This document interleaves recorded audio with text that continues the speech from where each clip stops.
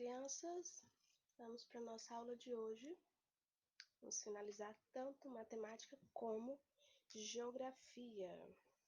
Matemática nós vamos fazer as duas páginas, que é a 286 e 287. E em geografia nós vamos fazer da página 196 a 205. Aí a gente vai pular umas páginas aí e vamos fazer a 208. Porque tem duas páginas aí que não dá pra gente fazer assim à distância, tinha que ser feito em casa. Mas não precisa ficar preocupado de essas tarefas ficar sem fazer não, tá? É coisa simples, mas que deveria ser feito em sala de aula. Então vamos para a matemática, questão número 4. Observe a tabela com informações sobre o tamanho de roupa dos estudantes da sala do terceiro ano. Pega o lápis aí pra gente respondendo junto. Desculpa. Então, eu tenho o tamanho de roupa e o número de estudantes. Roupa de 6 anos, de 8 anos, de 10 anos e de 12 anos e a quantidade. Aí vem letra A, B e C. Qual o tamanho que a maioria dos estudantes vestem? Qual o tamanho que menos vestem? E da menor quantidade de estudantes para a maior, qual é a ordem dos tamanhos de roupa? Vai ficar desta forma. Quem veste o número de crianças que tem a maior quantidade de roupas, que veste o número maior de roupa, é o de 10 anos, que tem a quantidade de 12 estudantes. E o tamanho que veste menos é o tamanho de 12 anos, que tem somente 3 estudantes. E na letra C, a gente vai organizar do menor para o maior. Então, de 12 anos eu tenho 3, de 6 anos eu tenho 4, de 8 anos eu tenho 11 e de 10 anos eu tenho 12. Então, aí vai ser a organização do menor para o maior. Questão número 5. Reorganize a tabela da questão anterior, fazendo um intervalo de tamanho de roupa de 6 a 8 e de 10 a 8. Então, lá a gente tem uma tabela normal e aqui a gente vai fazer esse intervalo, né, da quantidade de tanto a tanto e de tanto a tanto. Então, lá vocês vão colocar de 6 a 8, que é 4 mais 11, que é igual a 15, e de 10 a 12, que é 12 mais 3, que também é igual a 15. Vem as perguntas. Qual o tamanho que a maioria dos estudantes vestem? Qual a quantidade de estudantes em cada intervalo? E qual a sua interpretação a partir desses dados? Letra A. Deu a mesma quantidade de estudantes para cada intervalo, então aqui eu tenho 15 e 15, intervalo de 2 em 2 tamanhos. E qual a quantidade de estudantes cada intervalo? Também 15. Letra C, resposta pessoal, né? O que você entendeu disso daí? Responde aí. Questão número 6. Pesquise o tamanho dos sapatos das crianças de sua turma e faça uma tabela com essas informações. Depois reescreva a tabela, estabelecendo intervalos. Mesma coisa, como esse daí não dá para fazer em sala, mas dá para você fazer em casa, você vai... Desculpa, gente. Como a gente fez nos outros de fazer gráfico, pesquisar, você também vai fazer isso. Da sua casa, você vai procurar os tamanhos de sapato e vai escrever aí nesse espaço, tá? Questão número 7. Leia as informações sobre o selo Procel de eletrodomésticos. Então, aí eu tenho um texto para vocês poderem responder. Aí lá embaixo do texto está da seguinte forma: complete a tabela com os intervalos de consumo de alguns eletrodomésticos de acordo com a classe indicada. Então, cada eletrodoméstico ele tem uma classificação de economia de energia. Então, a gente tem A, B, C, D e E. Então, a gasta menos, B mais ou menos, a C também, a D já gasta mais e a E já gasta mais ainda. Então, o que vocês vão fazer de primeiro aqui? Vai escrever, pesquisar na casa de vocês, eletrodoméstico que tem o selo A, o selo B, o selo C, o selo D e o selo E. Por isso que está aqui a resposta pessoal. Você vai lá, geladeira tem selo A, então escreva aqui geladeira. A máquina de lavar tem selo B, escreve aqui máquina de lavar, tá? Tia Paula, eu não encontrei nenhum na minha casa com selo D, então deixa em branco. Aí vem as perguntas. Qual o eletrodoméstico com o melhor consumo energético, né? De acordo com o contexto, é a classe A. Então, o A é a que tem o melhor consumo, ele não gasta tanta energia. Por quê? Que eu acabei de falar, porque são o que consome menos energia. E qual a importância desse selo? Ele facilita a escolha pelo eletrodoméstico que consomem menos. Então, sempre que a pessoa vai comprar algum eletrodoméstico, eles costumam olhar essa classe de consumo, porque aí, dependendo da letra, é a quantidade ou que gasta menos ou que gasta mais, tá bom? A página 288, a gente vai deixar ela também, então vamos responder ela, porque aí a gente iria responder em sala, tá bom? Então, finalizamos matemática. Mais um livro finalizado. Agora só geografia. Pega aí geografia, página dos 200, ó. 196. A gente tem a orientação espacial. Para nos localizarmos, existem várias maneiras pelas quais nos orientamos. Então, sempre que a gente vai nos orientar para ir de um lugar a outro, nós podemos usar orientação pelo Sol, orientação pelas estrelas, orientação pela Lua, a bússola e o GPS, que é o mais tecnológico. Aí na orientação pelo Sol, só pode ser feito durante o dia, quando o Sol está lá no céu, né? Para a gente ter essa orientação. Olha aqui na próxima página, tem essa imagem. Você vai pegar o seu braço direito e vai apontar para o lado que o Sol nasce. Então, o braço direito vai ficar ao lado que o Sol nasce, que vai ser o leste. Olha aí na imagem. O L é leste. Então, ele está em direção onde o Sol nasce e o braço direito dele está lá. O lado oposto, oeste. Na frente eu vou ter o norte e atrás eu vou ter o sul.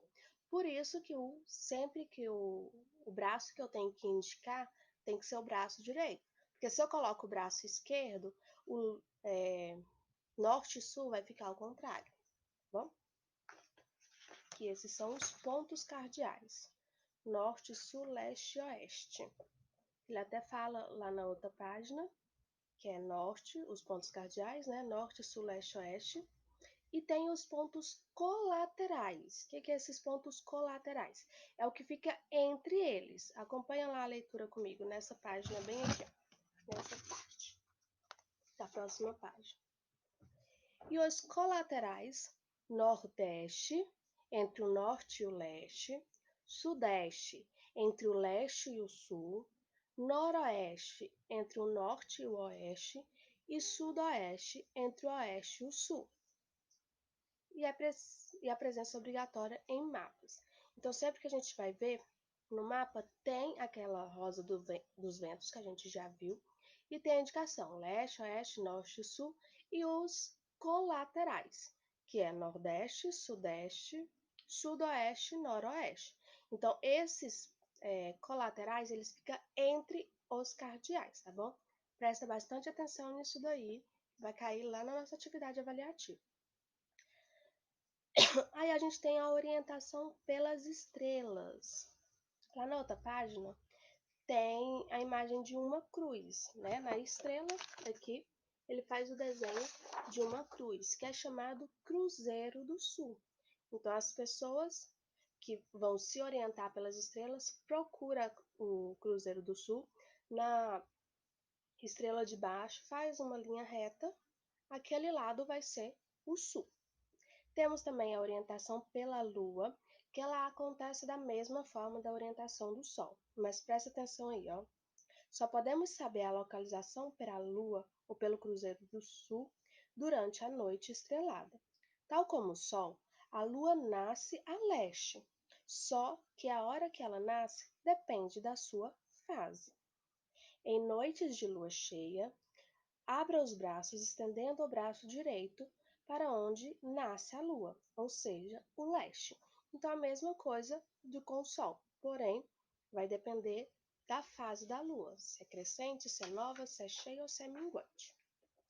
Aí nós temos a bússola, que era bastante usado mais antigamente, que era usado nos navios, né, pelos navegadores. E ela sempre aponta, ela tem uma agulha, ó, vê aí no segundo parágrafo. Ela é um instrumento constituído por uma agulha com propriedades magnéticas, que roda à procura do norte, sempre que os movimentamos.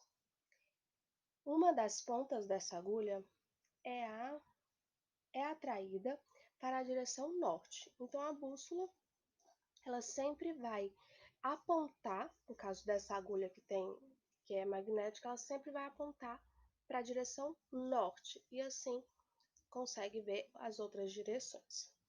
E nós temos o GPS. O que é o GPS? São os que é mais usado hoje em dia, né? É algo tecnológico que proporciona a gente a se mover aí de um lugar para o outro. Tem o próprio GPS, que é de colocar no carro, ou a gente coloca também no celular.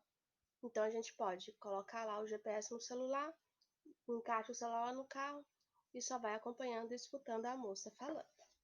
Agora vamos para a atividade. Pega o lápis aí para a gente responder. Questão número 1. Identifique e escreva as formas de orientação que não necessariamente necessitam de instrumentos. Então, aí a gente tem as imagens, que já está bem explicado, que é a orientação pelas estrelas e orientação pelo Sol. Então, aí nós não precisamos de nenhum instrumento a se usar, nem o GPS, nem a bússola. Questão número 2. Relacione a primeira coluna de acordo com as afirmações da segunda. Então, 1. Pontos cardeais. 2. Poente. 3. Cruzeiro do Sul. 4. Nascente. E 5. Bússola. Lembrando que a gente já viu que poente é onde o sol se põe e nascente é onde o sol nasce. Aí tem as frases. Possibilita a orientação durante a noite. Norte, sul, leste e oeste são os pontos de orientação. O lugar onde o sol se põe, instrumento usado em navios e aviões e onde o sol nasce. Vai ficar desta forma. Número 3, que é o Cruzeiro do Sul. Número 1, que são os pontos cardeais. Número 2 é o poente. Número 5, a bússola. E número 4, nascente. Passando para a questão número 3. Tem a imagem aí de uma menina. Eu não coloquei, então presta atenção aí. E tem as perguntas. Em que direção está a entrada da escola? Letra B. As salas de aulas ficam em que direção? Letra C. Se a criança for comprar seu lanche, qual a direção ela tomará? E letra D. Se a aluna for em direção ao oeste, o que ela encontrará? Então a gente tem aí, ela está com o braço direito voltado para o leste. Então, leste, oeste, norte e sul atrás dela. Então, com isso, se vocês quiserem até colocar aí no desenho, ó, o L de leste, O de oeste, norte e sul atrás.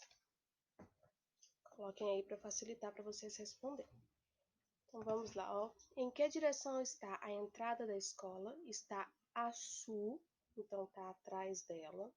Letra B. As salas de aulas ficam em que direção? Fica a norte, que está na frente dela. Letra C. Se a criança for comprar seu lanche, qual direção ela tomará? O leste, que é onde ela está, o braço direito dela, que está ali a lanchonete. E se a aluna for em direção ao oeste, o que ela encontrará? Se for a direção oposta, ela encontrará o estacionamento. Questão número 4. Quem sou eu? Sou um instrumento de orientação moderno, criado nos Estados Unidos, que determina, via satélite, a posição exata das pessoas e objetos. Então, o mais tecnológico que a gente tem, o mais moderno, é o GPS, escrito tudo com letra bastão maiúscula, tá? Prontinho? Vamos para a questão número 5. Tendo como ponto de orientação a Rosa dos Ventos e a praça como centro, identifique o estabelecimento que se encontra nas posições indicadas. Então, como se a Rosa do Vento estivesse lá na praça, né? Dessa posição que ela está aí, ela estivesse lá na praça. Aí tem o que tem a norte, a leste, a sul e a oeste. Então, eu tenho escola, igreja, lanchonete e hospital. Onde fica cada um desses aí? Vai ficar desta forma. A norte eu tenho a escola. A tia Paula tinha esquecido que tinha escola. A leste eu tenho a igreja. A sul eu tenho o lanchonete. E a oeste eu tenho o hospital. Eu falei escola e esqueci que tinha o nome escola. Então ficou desta forma. Vocês estão vendo aí, observando que a Rosa dos Ventos, ela tá um pouquinho tortinha, ela não tá retinha. Então por isso que você tem que prestar atenção na hora de colocar ela no centro, assim como qualquer outra atividade. Número 6. Veja a imagem. Então aí a gente tem dois meninos brincando à noite, temos as estrelas e o Cruzeiro do Sul. Letra A. João e seu amigo foram caminhar no parque durante a noite. Ao voltar para casa, eles se perderam. Sabendo que a sua casa fica ao sul, de que forma eles podem se orientar para achar a direção da casa? Então, aí foi o que a tia Paula acabou de falar, pelo Cruzeiro do Sul. Também ele está apontando, né? Letra B. O que eles devem fazer para orientar a posição sul, utilizando as estrelas, que foi o que eu falei lá na explicação. Imaginar uma linha reta, descendo nesse sentido, que ali quando chegar no sul, aquela direção vai ser o sul. É só ficar mais certinho, ó. Imaginar uma linha reta no sentido do lado maior do cruzeiro em sentido ao sol. Depois, o fim dessa reta. Traça uma linha vertical até o chão. Então, fazendo uma linha vertical até o chão, ali você vai encontrar o sul, a direção sul. Questão número 7. Marque as afirmativas que explicam corretamente como deve ser feita a localização pela Lua quando ela está cheia. A Lua gira em torno do Sol, em torno do seu eixo e em torno da Terra. Desta forma, a Lua aparece no oeste, leste, ocidente, ao despertar no leste, oeste e norte. Então basta fazer o mesmo em relação ao Sol, o mesmo em relação à Lua, o mesmo em relação ao planeta Terra. E letra D, podemos localizar os pontos cardeais identificando a direção sul, onde a Lua aparece, oeste, onde a Lua aparece, leste, onde a Lua aparece. O que a tia Paula explicou. Então, a Lua aparece a leste, desaparece a oeste. Então, basta fazer a mesma orientação pelo Sol, que a gente faz pelo Sol. E podemos localizar os pontos cardeais identificando a direção leste, onde a Lua aparece.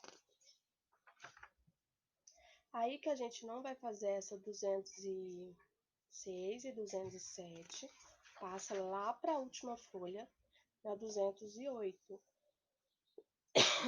Leia as instruções e acompanhe, abaixo, o caminho que Tainá e sua família deverão percorrer até o local combinado. Tainá e as primas estão na sala 3. Elas deverão sair de lá pelo corredor B e seguir em direção à pracinha. Ao passar pela escadaria, deverão seguir, passando pelo corredor C, pela sala 2 e virar a direção no corredor D. A lanchonete fica ao lado do auditório. Então aí tem esse mapa com aqui a legenda de todas as cores, o que significa cada um. E aqui eu tenho a rosa dos ventos, leste, oeste, norte e sul. Letra B. Que pontos de referência ajudam a acompanhar o caminho? Então eu tenho lá a escadaria, o corredor, a sala A e o auditório. E letra C. Imagine que você está na pracinha. Observe a rosa dos ventos e responda. A exposição temporária fica na direção norte, sul, leste, oeste, que é esse verde mais escuro, que ela fica a norte. E com isso, finalizamos todas as nossas atividades. Vamos para esse aqui agora, explicar mais um texto para vocês. Se você ainda não pegou, pega, tá bom? Para você não ficar muito atrasado. Vamos para a penúltima história, que é o Furo no Céu. Também é uma história bem interessante. Vocês irão ler para responder da questão número 1 até a questão número 6. Questão número 1, vocês irão numerar de acordo com a história, o que acontece na história. E acontece na história abaixo. Escreva uma legenda que explique cada uma delas. Então, além de numerar, vocês irão escrever o que está acontecendo em cada parte da história. Pode pegar frases, pontos da história? Pode. Mas se você ler e lembrar, essa parte é isso, vai lá e escreve. Na questão número 2, complete as frases apresentadas, escrevendo o que você se lembra da história Furo no Céu. Havia tanta luz naquele dia que as duas mulheres, isso, tocavam mexericos e gargalhadas, narrando histórias, e uma delas fez isso e isso. O céu aconteceu assim. Ao soar os tambores, o céu sentiu saudade, contou em várias aldeias e as estrelas. Se vocês observarem, todas as letras no final das frases têm a reticência, que é os 3 pontinhos, como se tivesse uma continuidade, né? Então, aí você vai continuar a frase. Então, de acordo com o que tem a frase da letra A até a letra G, vocês irão completar, tá bom? É a resposta pessoal. Questão número 3. Acrescente à história Furo do Céu 2 coisas que poderiam ter acontecido, escrevendo a continuação do trecho indicado. Então, aí eu tenho um trecho da história, um pedacinho, e vocês irão continuar de acordo com o que vocês acham que deveria ser, tá bom? Número 4, faça uma ilustração que representa o trecho que você acrescentou. Então, o que você colocou lá na número 3, você continuou a história, são em poucas linhas, você vai fazer um desenho do que aconteceu, do que você escreveu lá. Questão número 5. Continue o texto Furo do Céu, contado como foi a viagem do céu para contar a história da aldeia em aldeia, com a intenção de que ela se espalhasse pelo mundo e pudesse ser contada e recontada onde houvesse alguém para escutá-la. Então, como era a aldeia onde eles passou, aí você vai usar a sua imaginação e escrever, ou do jeito que estava lá na história, tá? Todos são resposta pessoal. Quem ouviu a história do céu, então você vai colocar, ouviu foi fulano, fulano, fulano. A aldeia tinha isso, isso e isso. Eram várias casinhas, poucas casas. As casas eram feitas de tal forma. E como a pessoa receberam a história? Elas ficavam surpresas, elas não acreditavam, elas falavam que já sabia, aí é da escolha de vocês. E na questão número 6, reescreva o que você pensou em forma de prosa. Então, o que vocês vão fazer? Igual da de ontem, vocês vão juntar essas 3 respostas e formar um texto pequenininho aí embaixo, tá bom? E amanhã eu faço a explicação do último texto, tá? É isso. Tchauzinho e até amanhã.